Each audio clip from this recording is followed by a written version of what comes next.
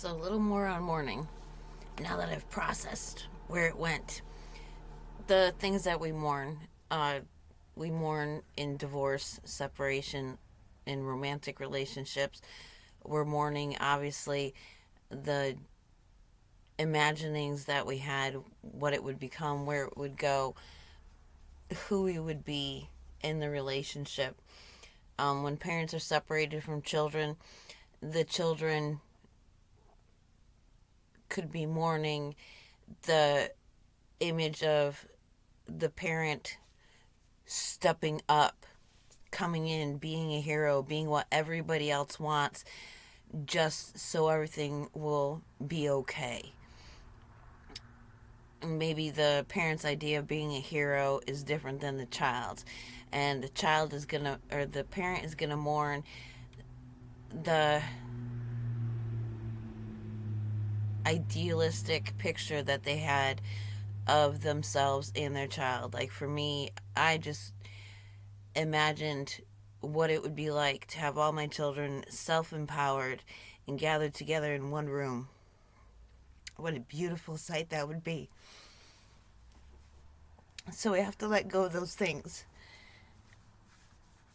Obviously, in death, we mourn what we saw as a future with whoever it was that has passed on. I think it was funny because the next thing that popped into my mind was there was this guy and he liked his life the way that it was. He called it his lesbian, and then he would have a romantic interest. But they could not be the same. His emotional and intellectual sharings could not be with the person that he was having sex with. That was completely different.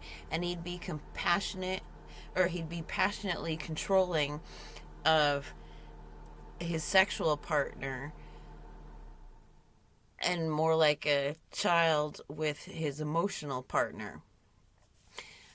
For me,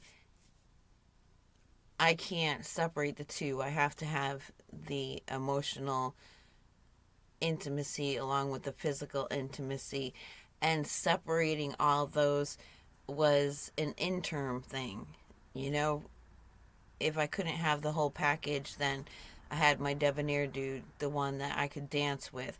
I had the one that I could confide in, the one that I could turn to. I mean, it took like 6 different people because they were all so limited in what they could do when I was in the situation where I was separating them all. But I don't know why that popped into my head,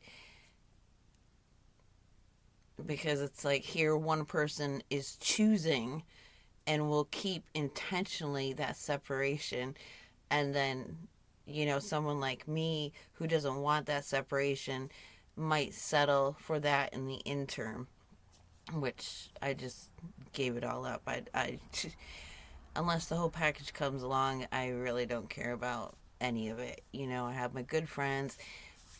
I have the ability to go through my emotional processes, and I have a good friend that I could share it with if I have to.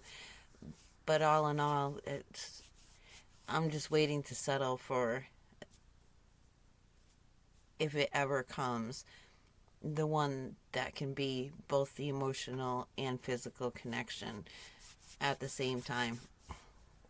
And maybe that's an ideal, like, I had to go through the mourning process of, because a lot of times what I've learned in life is we have to go through the emotional experience of something before we can have it. Or sometimes we avoid circumstances by allowing ourselves to emotionally experience it. That's one of the problems with psychics predicting the future. If they come to you and they say, hey, you're on this path and this is going to be what's happened with this person and this is how it's going to be, as they're telling you that, you're emotionally going through it And what that does is it creates the need for that experience to go away. Look, you had the feeling experience, so you don't have to go through it, which is sometimes a really good thing if it's like a really negative experience, like, oh, what if this person comes and they do this thing, and oh, there, you went over that hurdle. It's already gone. The experience didn't have to come. You had the emotional experience. However, a lot of times, if somebody comes to you and tells you now you're going to have a relationship and this is what it's going to be, you're not in a state at this moment to be able to embody comfort with that relationship. So if somebody came to me at a certain point and said, you're going to have somebody who's going to be really alert to your emotions, really considerate to how you like things, and what your needs are, and how you want to be touched. And I would have said, oh gosh, no, I don't want a man who cries. That's sissy. And I don't, so that would have been pushed away. So while at this point in my life, that would be a cherished gift. At another point in my life, I'd have said, throw that one out the door. I could not possibly handle somebody so sensitive. I couldn't possibly handle somebody that cared that much about me. Um, and a lot of that is fear of emotional dependency. When I'm not feeling emotionally stable, I would push people away from me because they would be caught up in it. I wouldn't have shared a mourning process or a fear or an insecurity with somebody else because they would become emotion like in alignment with that emotion. They'd share it, and that'd make them sad, that'd make them feel lost. That would, I didn't have the concept in my mind that somebody could empathize and not be dragged down. One of the things that I was always alert to and never wanted to be a part of was like one person would get mad and it wasn't necessarily a good cause for being angry, and yet everybody around them was, it was like contagious, like a hive empathic, mentality. Like there was no mentality. It was just this person's upset, so then that person gets upset, and all of a sudden there's 10 people upset at one individual when it wasn't even called for. So I was always oversensitive and very alert to that, not to share my emotional journey with other people, because if it wasn't theirs and I was wrong, I didn't want to be a part of that unhealthy hive mentality, especially if it's ganging up on somebody. Like, oh my God, what if, somebody did something to me and maybe I made too big of a deal out of it, and then all these people went and hurt that person? I would feel so wrong about that. And now I have perspective and experience with myself being such and with the people around me being as such that we can hear empathetically and yet not make it our own. So it's that nice balanced place where they're not so distanced that they couldn't even, like, they wouldn't dismiss it or say, oh, that's your problem, don't even tell me about it, or no, I couldn't even imagine feeling that way. And the opposite, where it's automatically they're offended for you when you don't want them to be offended for you. You just want somebody to hear and to say, I understand how you can see it that way and how you would feel offended by seeing it that way.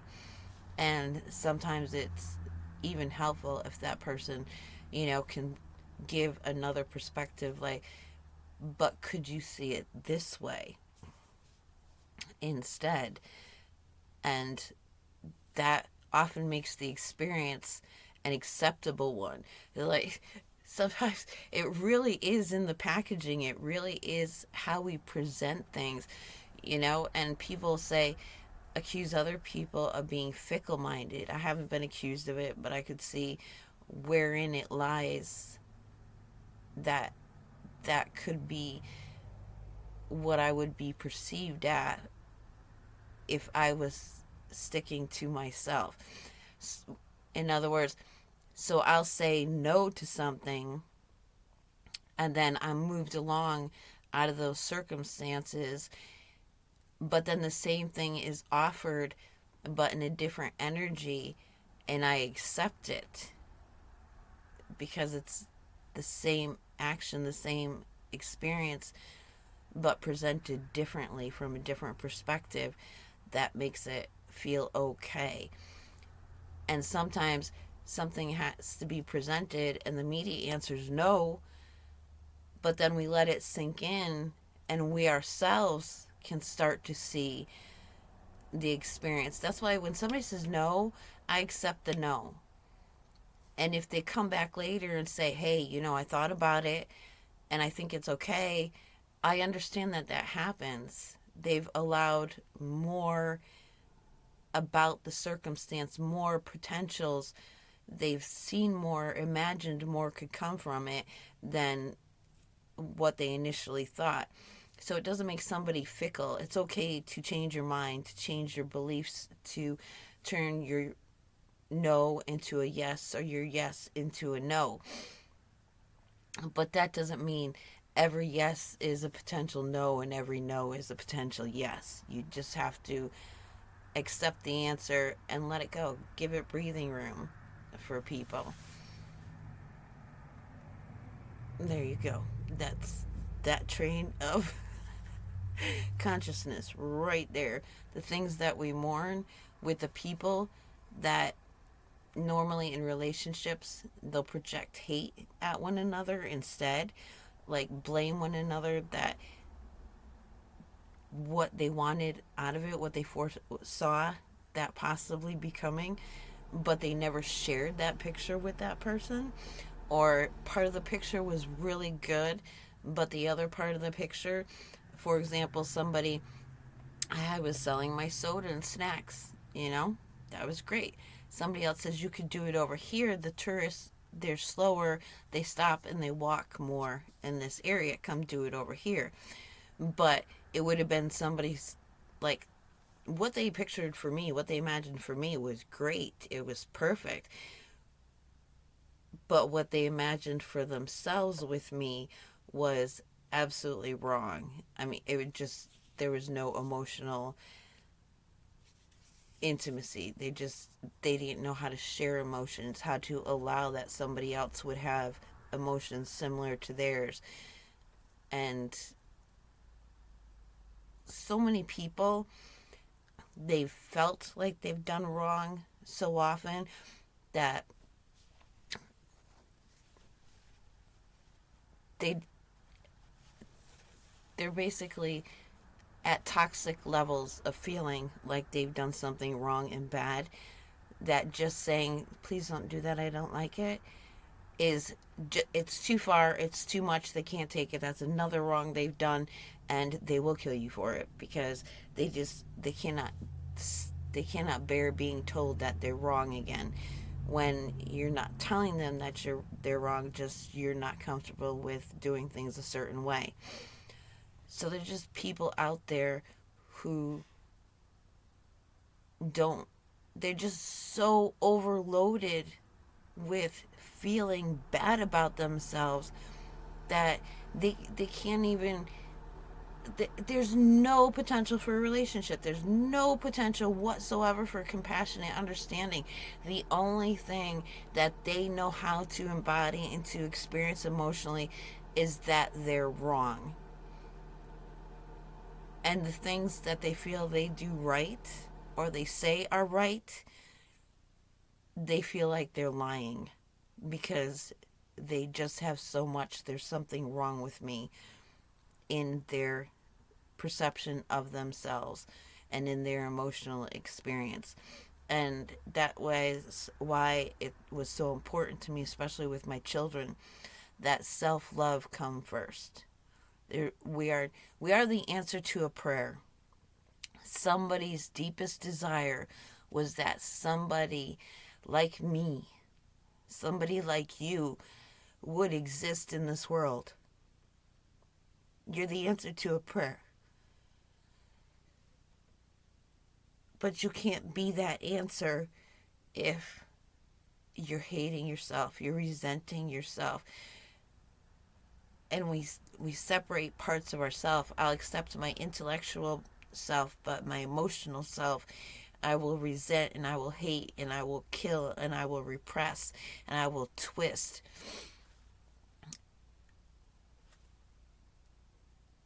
We have to love and accept all parts of ourselves. And we have to want that for others if we want to live a happy, healthy life experience.